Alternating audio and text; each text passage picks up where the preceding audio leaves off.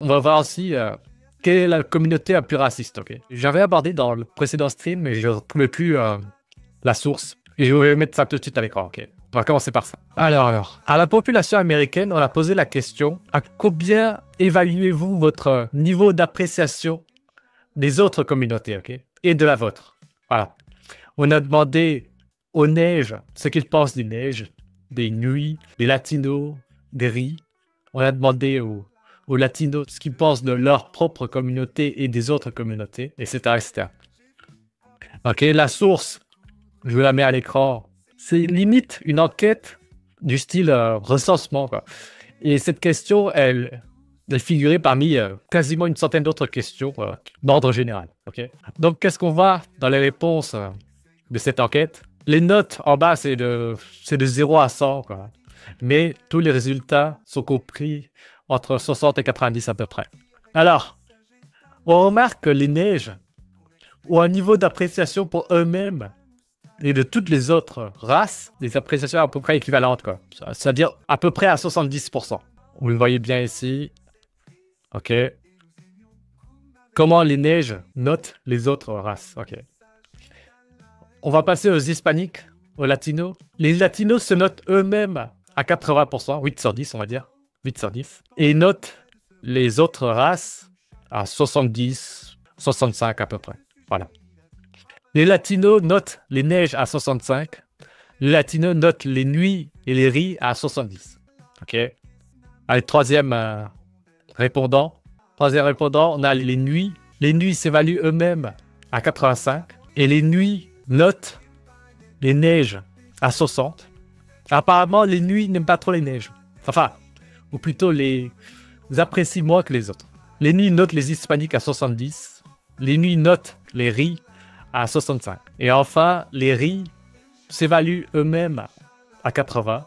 8 sur 10, quoi. Et évaluent les autres races à 67, 70 à peu près.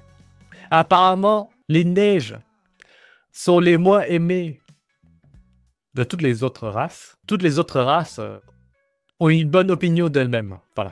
Les neiges sont les moins, je dirais, tribalistes, très certainement. Les neiges trouvent que toutes les races se valent. Voilà. À 70 à peu près. Moi, j'ai un petit peu au commentaire. J'ai entendu parler de la théorie comme quoi les riz, on les hybridés à cause du sable jaune. Non, j'ai jamais entendu parler de ça.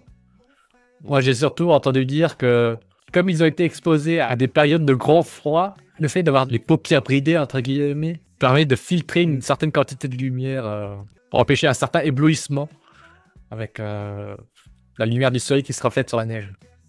C'est ça que j'ai entendu dire. Ou c'est peut-être à cause du vent aussi. J'ai parlé de cette étude à un proche, je suis nuit. Il m'a dit que les neiges faisaient juste les hypocrites et n'assument pas leur racisme. Moi, je trouve que les nuits qui débarquent dans les pays de l'Occident sont super bien traités. Hein. Ils ont l'école gratuite, ils sont soignés gratuitement, les logements sont quasiment donnés. Qu'est-ce qu'ils veulent de plus? Le seul facteur limitant de la progression sociale des nuits ou des riz ou n'importe qui en Occident, c'est la motivation à l'échelle individuelle et l'intellect à l'échelle individuelle. Quoi. Voilà. Personne n'empêche les nuits ou les riz de bien réussir à l'école, de bien réussir leurs examens, leurs concours et voilà, d'avoir un bon CV. Asiatique, c'est tout le continent. Non, ce n'est pas tout le continent asiatique, évidemment.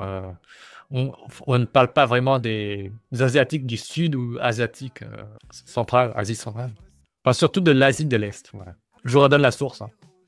Vous faites une capture d'écran, ou ça, vous reverrez ça dans la rediff. La source, c'est une enquête qui ressemblait à un truc du genre recensement, quoi. Avec une centaine de questions qui touchent un peu à tout.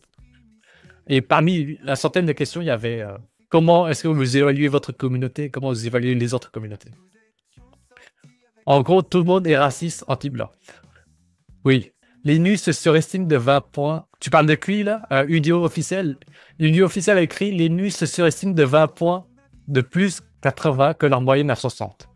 Les neiges sont plus égalitaires dans la façon de penser. » Donc, les nuits sont ceux qui ont la meilleure opinion d'eux-mêmes, parmi toutes les races. Et à peu près tout le monde aime bien sa race, quoi. Sauf les neiges.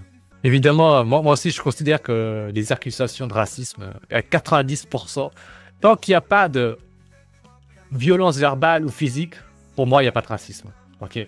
Tout le reste, c'est les gens vous font peu ou pas confiance, sont plus ou moins méfiants, ont des a priori sur vous parce qu'ils ont une information partielle de votre personne. Ils ont juste la race, par exemple.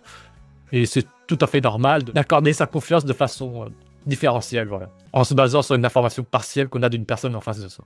Deban a écrit « Ils voudront jamais accepter les facteurs limitants que tu viens de citer autour de moi, et ça adore se foutre des neiges. Ils les considèrent comme la cause de tous leurs problèmes dans le monde. » Effectivement. Comme j'ai dit aujourd'hui, en 2025, qu'est-ce qui empêche les nuits de lire des livres, d'aller à l'école gratuitement, de réussir leur concours, leur examen, voilà. Aujourd'hui, en 2025, le savoir universel est accessible à tout le monde à partir du moment où vous avez une connexion Internet. Ce n'est pas compliqué. Hein. Vous n'avez même pas besoin d'école, hein, si vous êtes motivé. Hein. Et est-ce que les nuits vont reprocher aux neiges d'être moins motivés qu'eux? Je ne sais pas. Deban a écrit « Le moindre échec de la nuit, c'est toujours à cause des neiges. Notre pays, il ne va pas accès à cause des neiges au lieu de se remettre en question. » Effectivement. Et il y a plein d'autres pays qui ont été colonisés, si on doit aborder ce sujet. Hein. La Chine, l'Indochine, plein de pays asiatiques. Et qui sont maintenant, aujourd'hui, la Chine est beaucoup plus riche que la France. Entre autres. Allez, on continue. On va passer au sujet suivant. Right. And there are, I think, some studies that show fairly conclusively that IQ is a much stronger, like a significantly stronger predictor than race for escaping the bottom quintile of income. If you want to test theories of how discrimination works, actually, I had arguments with a sociology colleague of mine many years ago about this. I said, look, if you look at there's something called NLSY, which is the National Longitudinal Study of Youth.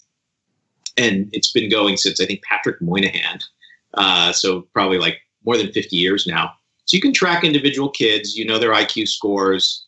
And you can ask, like, for a kid born in the bottom quintile of family social economic status, what is the probability that they escape the bottom quintile or they make it to the top quintile or the middle quintile? And you can ask, well, conditional on IQ, what's the probability? And you can ask conditional on race. And it turns out that if you take black kids and white kids born in the bottom quintile, but you match them for IQ, they have almost identical probabilities of getting out. So my sociology colleague, when I showed him this data, was just his jaw just hit the floor, and he kind of sort of refused to believe it. But then he sort of looked more carefully at it, and he couldn't refute it. And I said, doesn't this at least put some kind of bound on the level of racism that you think is existing in society? Because wouldn't we be able to detect it very easily this way? If in fact life was so hard for the black kid, how could it be that just by matching IQ scores with a white kid from a similar family environment, they have equal probability of getting out? So that, and I just want to give you this quote. It's from the great infoproc.blogspot.ca, which we'll put a link to below. Once one accounts for the AFQT score, the entire racial gap in mobility is eliminated for a broad portion of the distribution. I wonder if you could just step people through that statement. Right. So that's sort of what I was saying. So imagine that you have this huge data set where you've followed huge 100,000 kids for 50 years, something like this. This is a U.S. government funded study that's still ongoing. So pick out all the black kids who scored 100 on their IQ, effectively exactly 100 plus or minus 1 point on their IQ test, and then take all the white kids who scored 100 plus or minus 1 point on their IQ test, and then also only look at the white kids who are in the bottom 20% in the population for family income and education, and also take only the black kids who are also in that lowest quintile for family SES, and then just ask, what's the probability that a given white kid with those characteristics got out? And let's say the probability is like, actually, if you have average IQ, almost everybody got out. It turns out. It's kind of funny.